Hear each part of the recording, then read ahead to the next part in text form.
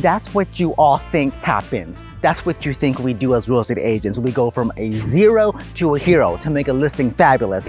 No, actually, there's a lot of work that goes into the before and after, and today I'm gonna show you the before. Follow me in.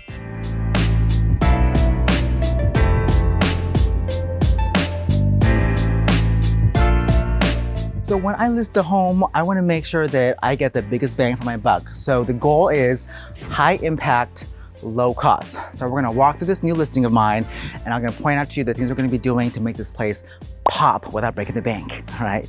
First things first, it's going to be the paint outside is green with some yellow. It's really, really dated. So it's just so important to change the look of the front of the house because that's the curb appeal. So as you come in here, look, this house is so gorgeous. The wood, the lines, the history you can feel. But back in 1934 when it was built, it was all about being dark. So our goal is going to be lightening up the floors a little bit, maybe even painting the ceilings.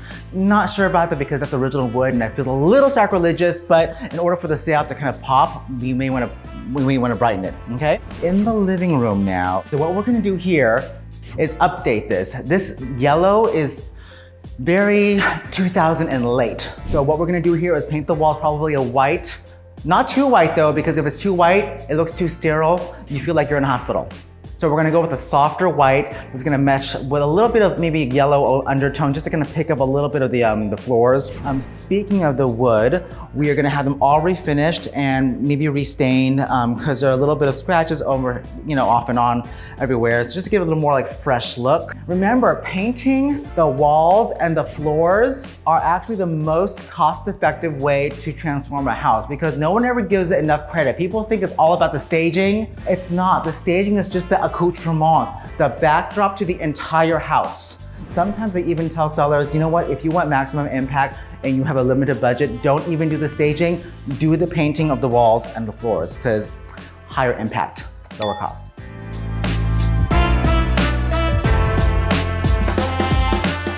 This big plastic sheet behind me isn't to block an ugly neighbor. No, it is actually to protect the windows because we're gonna be refinishing the floors and it's a very, very invasive process. There's dust, sawdust everywhere. So we wanna protect the windows and ergo, we have all these plastic sheets over these openings because we wanna be careful and save on cleaning costs, right? So let's talk more about color choice. So right now, everything has been yellow. All of a sudden, this turns into maroon. And at this point, this room, there is only one window. So going with a darker color actually makes the room seem smaller. So if you have a dark room to begin with lack of light, I would avoid going through dark colors unless you're like a Batman buyer. Yeah, so let's move into the dining room. Look, again, the yellow. If I just stand here really still, you can't see me unless I blink or smile. I really want to just point out this fantabulous job my clients did. This is a 1933-34 house. This obviously is not the original layout, but they opened it up to capture the views from the dining room. And I want to point something out to you. There's actually fossils, like literal fossils embedded in this countertop. Crazy, huh? Come on here. Staircase, easy fix. We're gonna refinish the stair treads, polish up these rails here. And as we come up here, more yellow. So another quick way to kind of like make a place pop is the windows. Replacing windows is extremely money. So an easy way is to kind of just repaint the casements, which is what we're gonna do here. Right now they're feeling a little bit old and dated and there's some weathering going on here, but with a fresh coat of paint, it's gonna make everything pop, especially against the blue sky, right?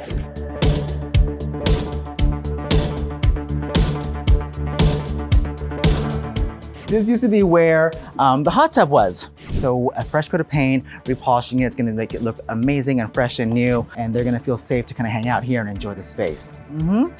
Right. Oh, my clients actually left me a gift here. So this is the ensuite for the main owners. Mega views here. So we're not doing very much, just painting and redoing the wood. So a lot of these old homes, when people live there, there's rods for curtains because you're sleeping, you need shade. But for a listing, we want to capture as much light as possible, so off with those rods. Be gone, drapes, right? And especially for a house like this, you want to maximize this amazing vista. Like, how can you capture that even with like drapes and, you know, boas or whatever? I'm causing a mess here, oh my gosh. Come into the primary ensuite. So this has also been remodeled, I think 10, 15 years ago. Easy fix. One thing I do want to point out though, which is a little interesting thing, it's the first time in my life I had experienced this in my listing, is this. Yes. So we discussed actually changing out to a bidet, but again, it's about like cost benefit. So the cost to do that would have been so much because it involves plumbing and other things that was just not going to be worth it for us to do. So what we're going to do is just leave it be and just hope that the new buyer will appreciate it. But we suspect that whoever's going to buy the property is going to remodel the bathroom anyway. So there you go. This is my client's office. Yes, and all the white obviously is to patch up the imperfections. Nothing's wrong with the property. The home inspection and the foundation inspections were all completely clear. My clients are very meticulous people, so don't come for me, okay? Don't start no damn rumors up the house.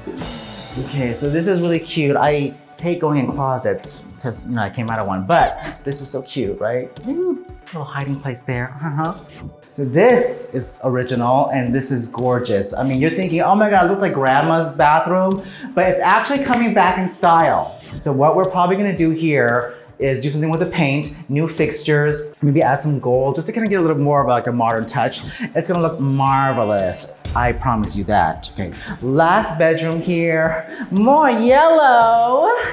Yes. Can you see me? Can you see me?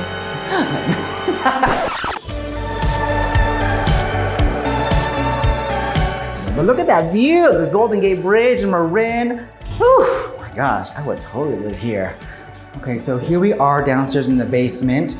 We're going to epoxy this, because right now this is looking really red and dated. And then actually, you can't see maybe here for this. Oh, here we go.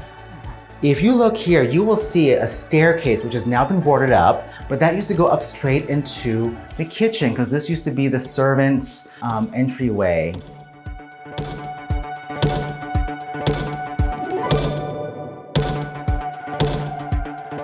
So when it comes to landscaping and yards, we usually do that at the very last moment because with one rainstorm, all your work can be destroyed, right?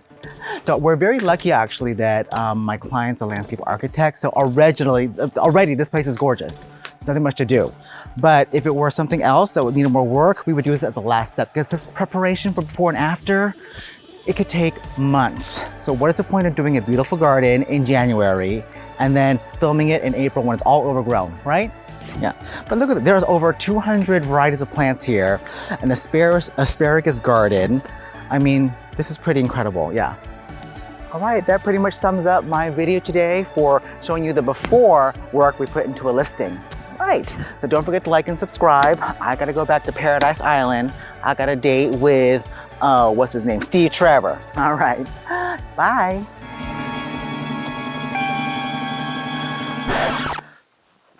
It didn't work. It didn't work, girl.